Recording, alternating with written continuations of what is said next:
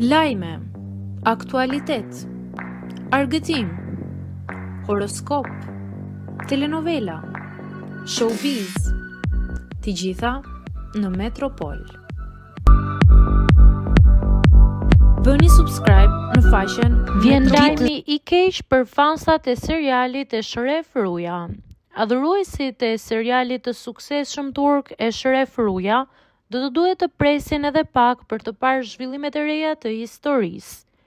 Përmes një njoftimi zyrtar në kanalin e tyre në rrjetet sociale, është bërë e ditur se episodi i radhës nuk do të shfaqet sonte sipas planifikimit të rregullt.